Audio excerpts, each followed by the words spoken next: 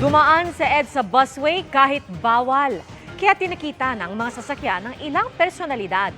At kabilang po sa kanila, pag-aari ng dalawang mambabatas. Nakatutok si Joseph Moro. Walang lusot ang sasakyang ito sa MMDA Strike Force na nanghuli ng mga dumaan sa EDSA busway. Number 7 ang plaka. Ibig sabihin, sa senador ito. Pero hindi na bumaba ang sakay nitong driver. Wala naman daw senador na nakasakay dito.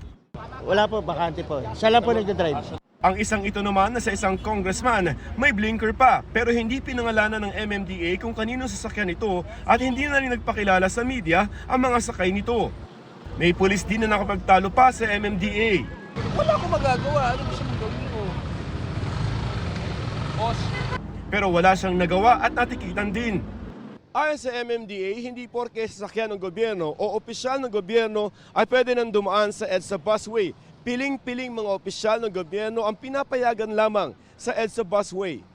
Dati nang iginiit ng Department of Transportation, sinasakyan lamang ng Presidente, Vice-Presidente, Senate President, Speaker ng House of Representatives at Chief Justice ng Korte Suprema ang pinapayagang dumaan sa busway. Pati na ang mga on-duty na ambulansya, fire truck at police car. Hindi po lahat ng marked vehicle or government vehicle ay pinapayagan na po. May mga celebrity din tulad ng isang basketball player na kitang-kita ng spotter ng MMDA sa video na dumaan din sa busway. Pero nang mahuli na ay sumubok pa raw magpalusot. You are trying to contest your violation but you are captured on video. So there's no point of contesting it. It's his prerogative kung gusto niyang i-contest. Well, pwede naman siya mag-file ng contest sa aming legal, sa traffic adjudication. Marami rin mga motorsiklo ang hinuli. Ang isang ito dumaan na sa busway wala pang driver's license. Ang ending, inimpound ang kanyang sasakyan. Ang iba nagulat sa mahal ng multa na 5,000 pesos.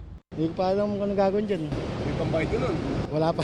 Mahagip ako ng isa doon kaya gumanon na lumabas na ako konti. Paano yan, 5,000? Sige ma'am, wala nang magagawa dyan ma'am. Sunod sa 10,000 na second offense. Kapag umabot ng fourth offense, 30,000 pesos na yan at posibleng matanggalan ka na ng lisensya. Tinatayang nasa 30 ang nahuli ng MMDA sa isang umagang operasyon lamang. Para sa GMA Integrated News, Joseph Morong, nakatutok 24 oras.